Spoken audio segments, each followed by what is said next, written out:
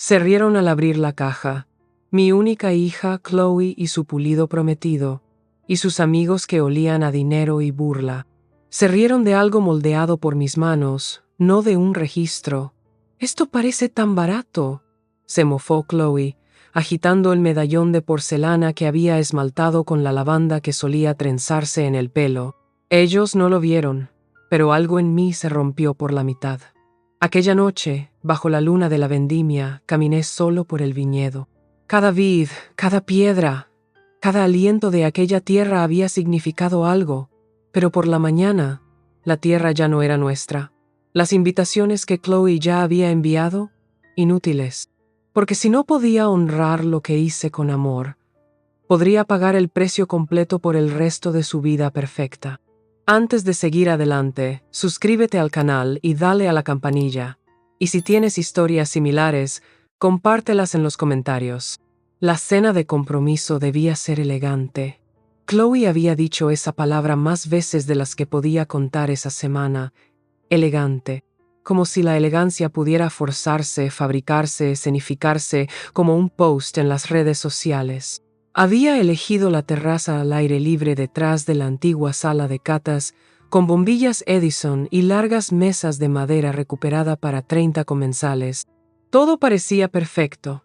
Así le gustaban las cosas a Chloe. Servilletas de lino crujiente, copas de cristal que nunca habían pasado por el lavavajillas, tarjetas de mesa en letra cursiva dorada. Incluso había contratado a un arpista. Un arpista. En un viñedo, en octubre, me quedé callada, casi siempre. Supongo que eso es lo que hacen las madres en estas cosas. Sonreír con orgullo, servir vino y decir poco. La familia de Jordan había volado desde Connecticut. Todos llevaban americanas a medida y juicios cuidados. Chloe se movía entre ellos como una anfitriona en un escenario, con tacones afilados y lengua afilada, recibiendo cumplidos sobre el lugar. Ni una sola vez lo llamó el viñedo de su padre, o nuestro, solo el lugar. Después de la cena, mientras se retiraba la tarta y se hacían los brindis, me levanté con las manos a la espalda, agarrando la cajita de regalo que había pasado las 2 últimas semanas terminando en el estudio. Me aclaré la garganta suavemente. «Chloe, tengo algo para ti». La mesa se silenció. Jordan enarcó una ceja y le rodeó la silla con el brazo. Chloe sonrió con esa sonrisa tensa, lista para Instagram. «Ay, mamá, no tenías que...». «Quería hacerlo», dije, colocando la caja delante de ella. «Es de corazón». Lo abrió. Sacó despacio el medallón, porcelana color crema pálido, de forma ovalada, con las iniciales RH, en letra cobalto suave. Las iniciales de su padre, Robert Harold. Dentro había una ramita de lavanda seca, glaseada, sellada para siempre. Solía prensar lavanda entre las páginas de los libros cuando era niña. Lo había recordado. No lo hizo. «¿Qué es esto?», preguntó dándole la vuelta entre las manos. «¿Es? ¿Arcilla?» «Porcelana», dije en voz baja. «La cosí yo mismo. Usé la última lavanda de la sección de viñas de papá». «Te encantaba», resopló. Realmente resopló. Este regalo hecho a mano parece tan barato. Risas. Jordan soltó una risita en su copa de vino. Un par de amigas soltaron risitas. Incluso la madre de Jordan se inclinó hacia su marido y le susurró algo que le hizo sonreír. Fue un momento, una fracción de segundo, pero se extendía por mi pecho como una cuerda de piano, tensándose con cada latido. Me senté, sonreí amablemente, doblé la servilleta. No lloré, no me fui enfadado. Acabo de tomar una decisión. Para cuando se sirvió el postre, una tarta de limón demasiado cara, traída de una pastelería de moda que Chloe encontró en TikTok, yo ya había hecho la mitad de un inventario mental de la finca, no del tipo sentimental, del tipo legal, acres, escrituras, licencias comerciales, zonificación de la propiedad, lo que estaba a mi nombre y lo que no. Chloe siempre había asumido que el viñedo pasaría a ella, y yo nunca la corregí. No porque estuviera de acuerdo, sino porque Bueno, las madres no siempre pueden ser honestas con las hijas que ya creen que saben más. Me excusé cuando la arpista empezó a tocar una balada pop disfrazada de música clásica. Nadie se dio cuenta, ni Jordan, ni Chloe, ni sus amigas, que estaban demasiado ocupadas sacando fotos de sus copas con la luz de la hora dorada. Bajé por el camino de grava, pasé por la pérgola sur, y me colé en la bodega que hay debajo de la sala de catas. Estaba tranquilo allí. Genial. Las paredes estaban llenas de botellas que habíamos tapado a mano hacía años. La mayoría llevaba nuestra antigua etiqueta Ross Hartman Estates, con el dibujo que yo había hecho de nuestra granja original bajo la luna llena. A Robert le encantaba esa etiqueta. Decía que hacía que la botella pareciera personal. El año pasado, Chloe la calificó de pintoresca y sugirió un cambio de marca más atractivo. Me quedé allí, trazando con la punta de un dedo sobre la copa polvorienta de un Syrah 2008, recordando la noche en que lo embotellamos. Las manos de Robert manchadas de púrpura. Nuestras risas resonando en las paredes de piedra. Chloe estaba entonces en el instituto. Era menos cortante y más curiosa. Nos había ayudado a etiquetarlos, uno a uno, tarareando alguna tontería en voz baja. ¿Cuándo había dejado de considerar sagrado este lugar? Me senté en el viejo banco de degustación y escuché. Arriba, las risas volvían a bajar flotando, estridentes, pulidas, performativas. No era solo el medallón, no era solo la lavanda, era todo. Era la forma en que Chloe me miraba ahora, como si yo fuera un mueble que no hubiera decidido si conservar o retapizar. Era la forma en que Jordan apenas se dirigía a mí, excepto para preguntarme por una cosecha diferente o si tenía a alguien que pudiera aparcar los coches el día de la boda. Era la forma en que hablaban del viñedo como una marca, no un hogar, no un legado, solo un telón de fondo para sus hashtags de boda. Ya habían enviado las invitaciones, ya habían contratado fotógrafos, ya tenían programado el recorrido con drones. Chloe dijo que era contenido clave. Me pregunté si recordaría cómo sonaba la risa de su padre por encima del zumbido de su propia perfección. Me quedé allí abajo durante casi 20 minutos, sorbiendo un pequeño trago del tinto favorito de mi marido. No lloré. Eso me sorprendió. Sentí que algo cambiaba. No se rompió. Un cambio. Como el crujido de una puerta que siempre había estado oculta tras el papel pintado. Cuando volví a la terraza, la gente ya estaba bailando. Una amiga de Chloe había conectado un teléfono al sistema de altavoces y había puesto una remezcla techno de un éxito de los 90. No sabría decir si era irónico o sincero. Ahora todo parecía una actuación. Chloe me vio, agitó su teléfono y preguntó en voz alta: «Mamá, ¿puedes hacernos una foto?» Me quedé mirando un segundo demasiado largo. Luego asentí. Me pasó el teléfono. Jordan tiró de ella y le besó el cuello teatralmente mientras sus amigos chillaban. Hice la foto. Salió borrosa. No me importó. A ella tampoco. Se lo devolví y me volví hacia la casa. «¡No lo olvides!», Chloe llamó después de mí. «Los floristas vendrán para una visita final el jueves. ¿Estarás aquí, verdad?» No respondí. Solo sonreí. Asentí vagamente. El jueves sería demasiado tarde. Aquella noche no podía dormir. Estaba en la cama mirando el techo de vigas de madera del dormitorio principal que Robert y yo habíamos construido juntos. Él había elegido cada viga, cada lámpara. Chloe había dicho una vez que la habitación parecía anticuada. Entonces no dije nada. ¿Y ahora? Tracé los nudos de la madera y susurré a la oscuridad. «Gracias, Robert. Ahora sé qué hacer». Al amanecer, entré descalza en el despacho. Saqué la gruesa carpeta legal con la etiqueta «Propiedad Marianne Hartman». Pasé una mano por encima del nítido título en relieve. Robert siempre había insistido en la pulcritud. Todo estaba allí. Prueba de propiedad exclusiva. Documentación de transferencia después de que Robert falleció. Informes anuales de pérdidas y ganancias. La licencia comercial. Los derechos de agua. Todo bajo mi nombre. No de Chloe. No la nuestra. La mía. Hice café. fuerte. Me senté en el rincón del desayuno con mi portátil y escribí un breve correo electrónico a mi abogado en Santa Rosa. Asunto: urgente. Solicitud de venta. Cuerpo: buenos días, Richard. He tomado una decisión sobre el viñedo. Por favor, llámame después de las 9 de la mañana. Se requiere discreción. Me gustaría iniciar el proceso de venta privada hoy. Le di a enviar. El sol rompía sobre el viñedo, proyectando una luz dorada sobre las hileras de vides. Chloe dijo una vez que esta vista era oro de influencer. Solía pensar que lo decía como un cumplido. Ahora entiendo que era valoración, monetización. A las 9:05, Richard había llamado. A las 10:17, había firmado los documentos previos a la venta. A las 14:45, tenía una oferta privada de una bodega colectiva dirigida por mujeres que llevaba años interesada en nuestra finca. Ofrecían por encima del valor de mercado, con la condición de que pudieran iniciar la transición inmediatamente, sin fanfarrias, sin comunicado de prensa, solo el cambio de manos. A las 16:00 ya había aceptado.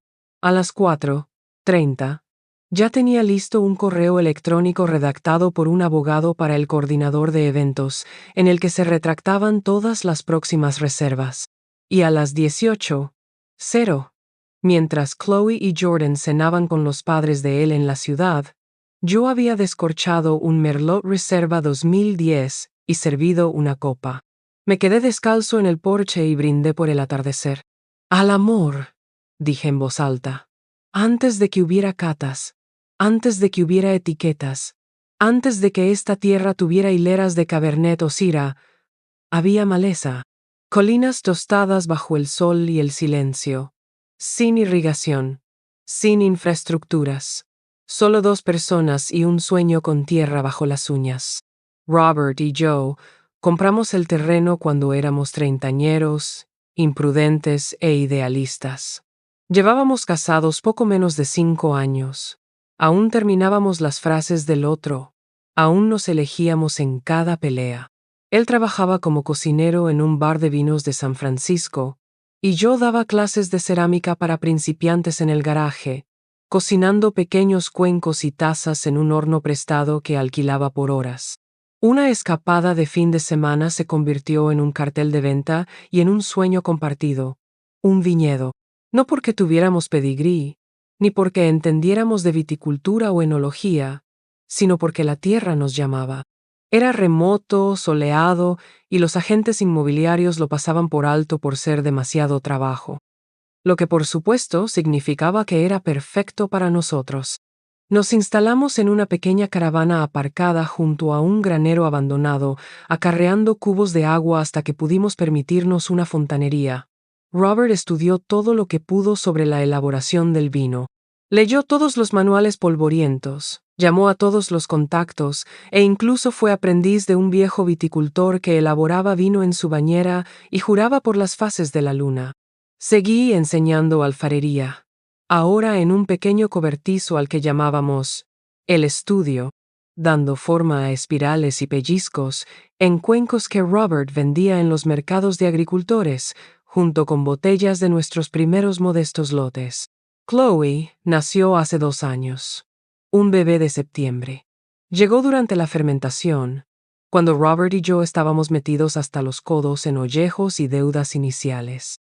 Recuerdo que la sostenía en un brazo mientras removía la cuba de fermentación con el otro. Lloró, por supuesto. El bebé, no el vino, aunque mirando hacia atrás, tal vez ambas cosas. Construimos la sala de degustación poco a poco. Primero una barra de madera improvisada, luego un patio abierto. A lo largo de los años se fue ampliando, piedra a piedra, tabla a tabla, con los beneficios de cada temporada vertidos de nuevo en el lugar como agua sobre las raíces. Chloe correteaba entre las viñas, pegajosa de zumo de uva y descalza en la tierra. Estábamos contentos, no perfectos, pero llenos, como un vaso a punto de derramarse. La primera fractura se produjo cuando falleció Robert. Fue repentino, un ataque al corazón, en plena poda de primavera. Murió bajo la glorieta que construyó con sus propias manos, con las tijeras de podar aún en la mano. Lo encontré allí, desplomado contra el poste, con el sombrero caído a su lado. Ese momento se asienta en mí como un fragmento de arcilla enterrado. A veces siento que se desplaza cuando respiro. Chloe tenía entonces 21 años. Estaba en la universidad y ya se había metido de lleno en el mundo de las startups tecnológicas. Llegó a casa para el funeral con una americana que costaba más que cualquier horno que yo hubiera tenido. Lloraba, pero sus ojos no dejaban de mirar su teléfono. Llamadas de negocios, dijo. Inversores. Se quedó una semana, quizá 8 días. Lo suficiente para asistir al servicio, posar para una foto familiar junto a las viñas y recordarme que deberíamos considerar la marca digital si queríamos sobrevivir en el mercado moderno del vino. Dejó un paquete impreso de sugerencias, fuentes, lemas, un nuevo diseño de etiqueta que eliminaba por completo las iniciales de Robert.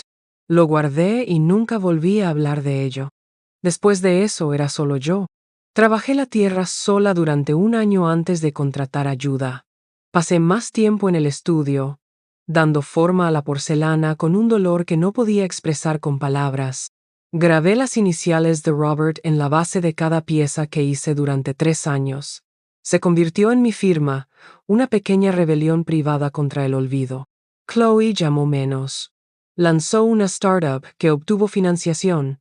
Fracasó y luego cambió de marca.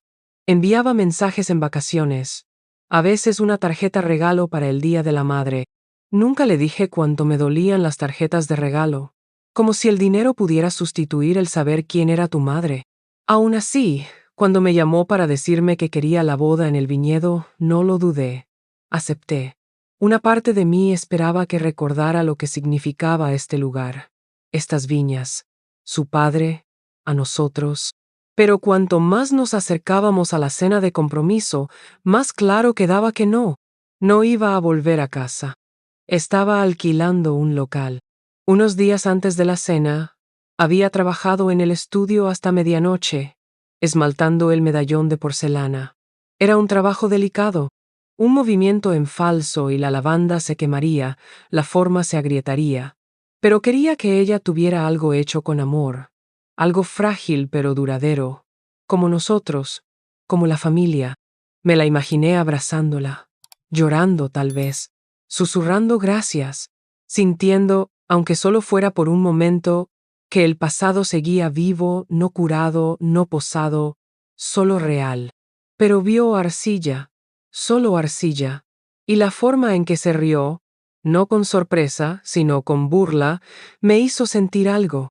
Me recordó cómo mi propia madre se estremecía ante los sentimientos, cómo su afecto venía empaquetado en productividad, sábanas limpias, cenas tranquilas, asentimientos educados, no abrazos, no palabras.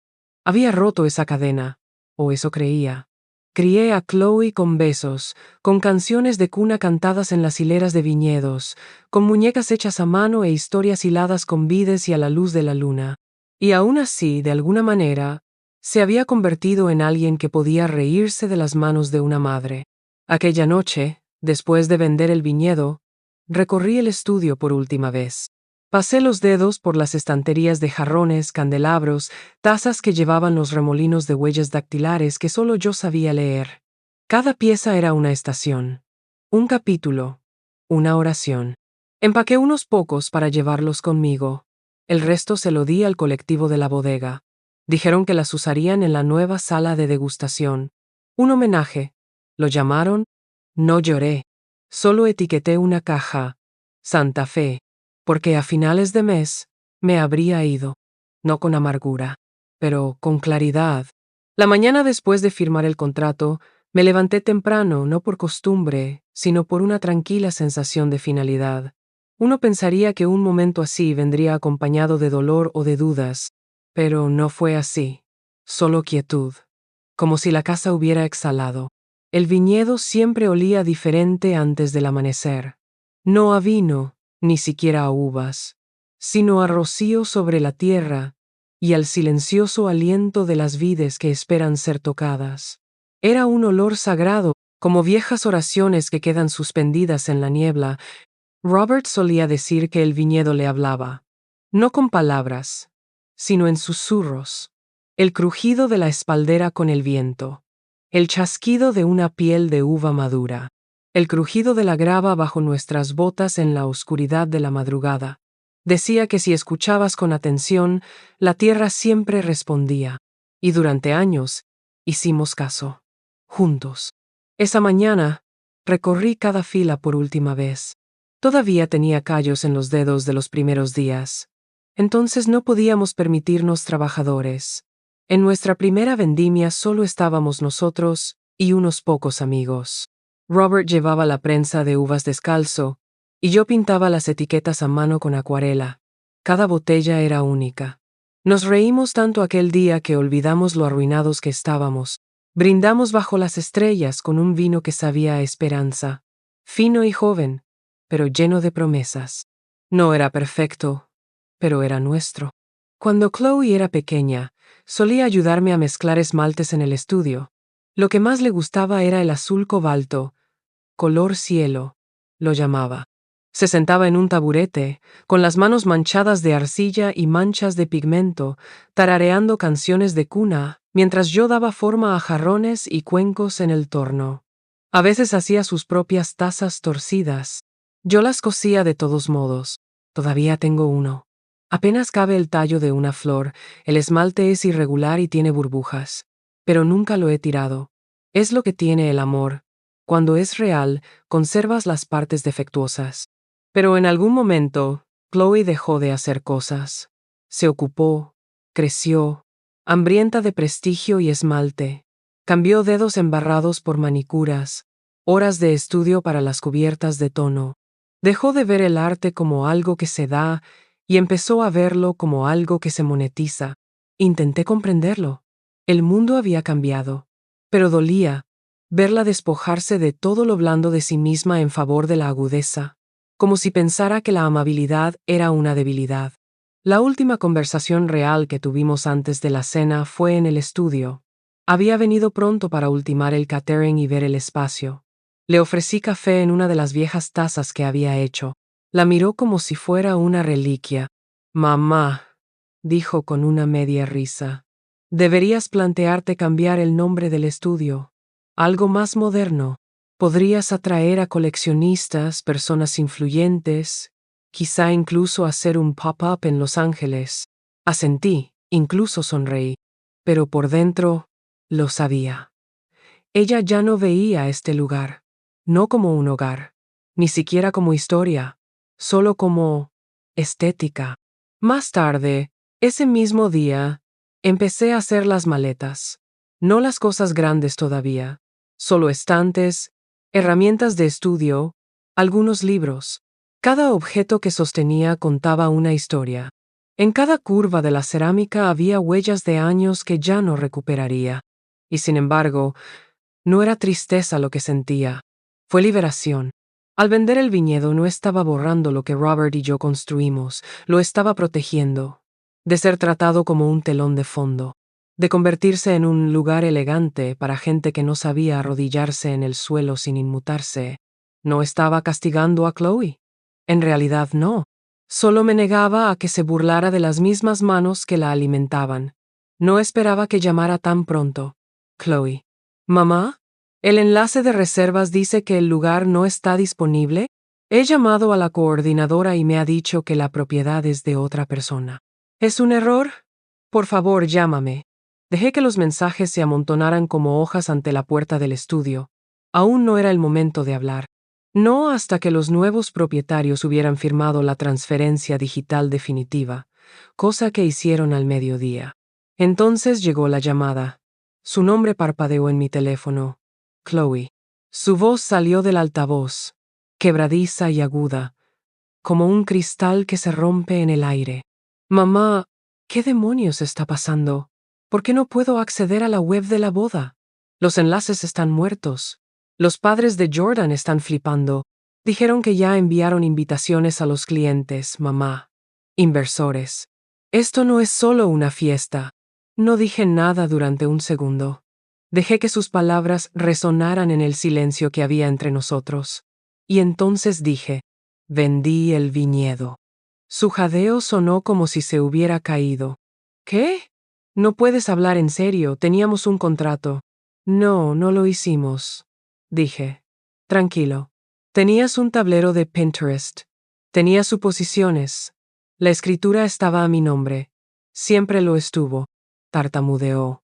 Pero dijiste que podíamos usarlo. Dijiste que podías celebrar mi boda aquí. Suspiré. Eso fue antes de que te burlaras de la única parte de mí que se hizo con amor. Delante de la gente. Extraños. Como si yo fuera una broma. Hubo una pausa. El peso de lo que se había hecho y deshecho empezó a sentarse. ¿Lo vendiste? ¿Por un medallón? No, respondí, aún más suavemente. Lo vendí porque olvidaste lo que significaba. La oí moquear. No sabría decir si era rabia o lágrimas. No tengo a dónde ir, mamá, dijo finalmente. A ningún sitio que no me cueste todo. Depósitos. Catering. ¿Sabes cuánto tiempo lleva la gente planeando esto? Lo sé, dije. Pero no planeaban tu matrimonio, solo tu imagen. Volvió a quedarse callada. Quería a papá, susurró, casi para sí misma. Creo que sí, respondí. Pero no lo llevas contigo. Lo decoras con él. Hay una diferencia. Esa línea debe haber golpeado porque la llamada se cayó. O tal vez colgó. De cualquier manera estaba hecho.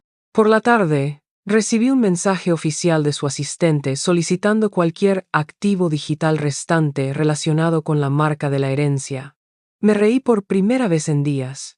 No quedaba marca, solo tierra. Y la tierra no se disculpa. La semana siguiente se desarrolló como una película rodada a cámara lenta. Chloe se revolvió. Los padres de Jordan llamaron a los míos poco fiables. El propio Jordan envió un correo electrónico una vez, un párrafo frío y profesional sugiriendo una revisión legal de los términos de la herencia. Se lo reenvié a mi abogado sin mediar palabra. Al final, Chloe encontró un lugar alternativo, un club de campo en Sacramento. Era estéril, beige y caro, todo aquello ante lo que solía poner los ojos en blanco. Pero tenía disponibilidad y el vestíbulo de mármol adecuado. La boda siguió celebrándose en la misma fecha. No me invitaron. O tal vez sí. Nunca lo comprobé. En lugar de eso, ese día organicé algo totalmente distinto. Invité a 5 mujeres del círculo de artesanos locales. Amigas, hermanas de arcilla y horno.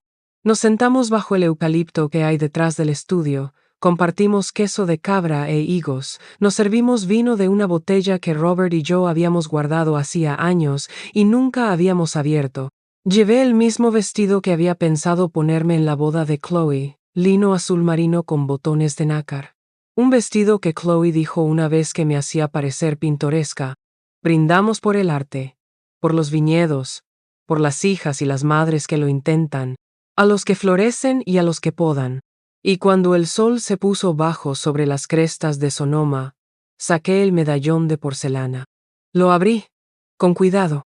Hice esto para mi hija, dije, trazando la ramita de lavanda en el interior. Pero quizás siempre fue para mí. No se rieron. Se lo pasaban como si fuera algo sagrado, murmurando suaves alabanzas. Es precioso, susurró uno. Es honesto, dijo otro. Y así fue. Esa noche, empaqué mi última caja. Los nuevos propietarios se harían cargo la semana que viene. Eran amables, respetuosos. Prometieron mantener las vides orgánicas, preservar la integridad de la tierra. Uno de ellos incluso me preguntó si me plantearía dar clases en su nuevo taller. Solo si puedo encender el horno con alma, le dije. Se rió, pero lo dije en serio. Cerré con cinta adhesiva la última caja, etiquetada con rotulador negro. Santa Fe, estudio. Entonces salí. Volví la vista al viñedo por última vez y susurré algo que solo las vides podían oír. Gracias. Tardé 3 semanas en acostumbrarme al silencio. No al tipo de silencio que teníamos en Sonoma, lleno de insectos, viñas susurrantes y risas borrachas de vino en la distancia. Este silencio era profundo, soleado y sagrado. Me mudé a una pequeña casita en las afueras de una colonia de artistas al sur de la ciudad. Un dormitorio, un porche con mosquitera, un horno en la parte de atrás que parecía hecho a mano en los años 70 por alguien llamado Moonbeam, que, según la placa de registro en la puerta, lo había hecho. Aquí no había viñedos, solo maleza salvaje y puestas de sol tan amplias que parecían música.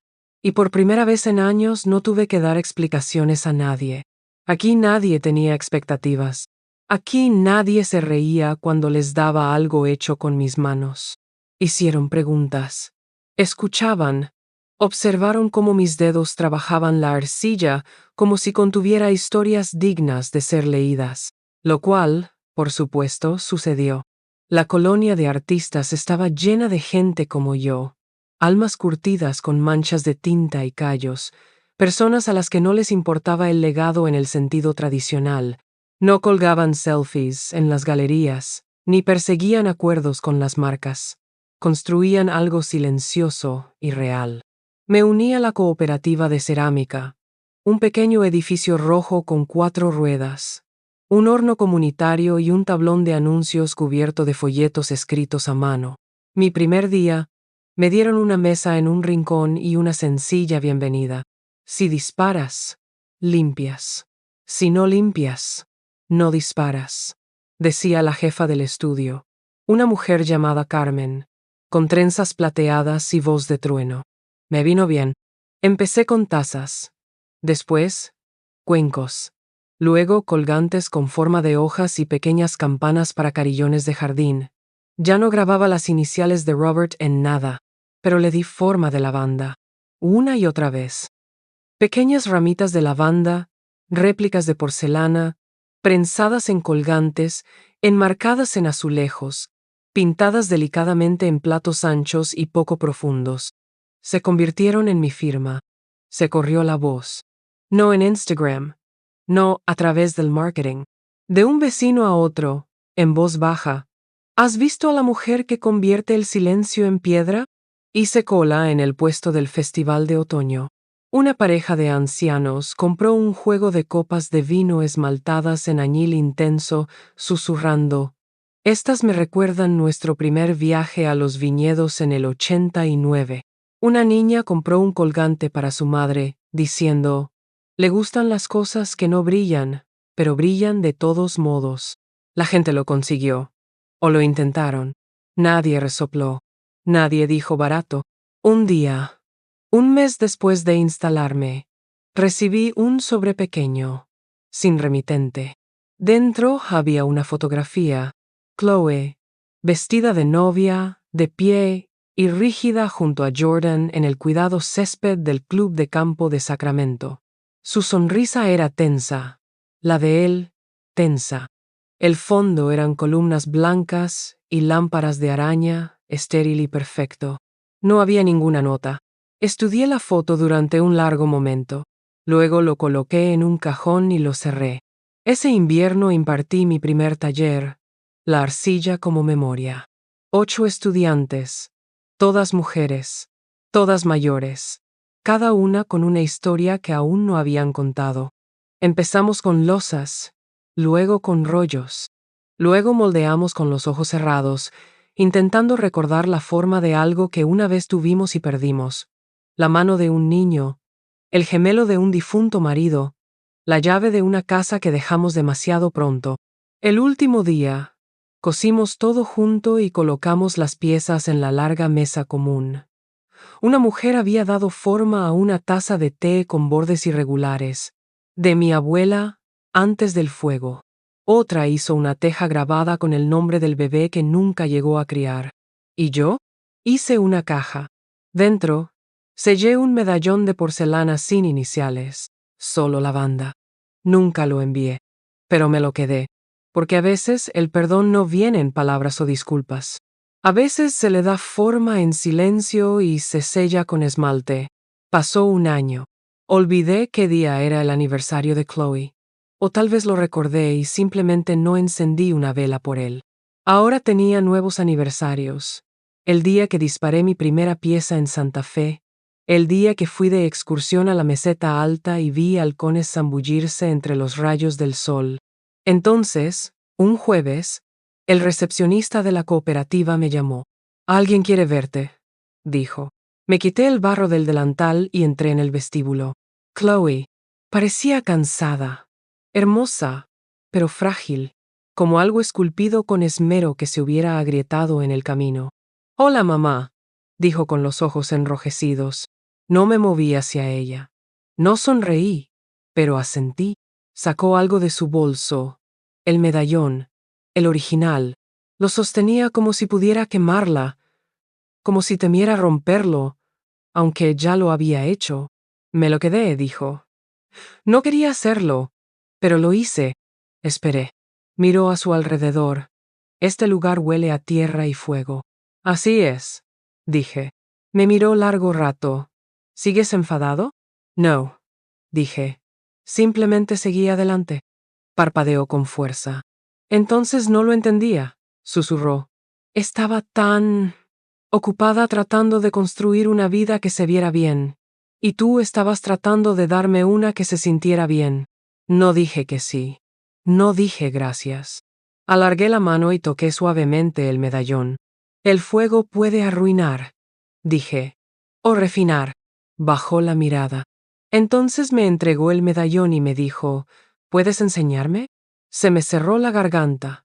Me temblaron los dedos. Pero mis manos, las mismas manos que una vez dieron forma a la esperanza y al desamor, cogieron el medallón y abrazó la suya. Sí. Ua.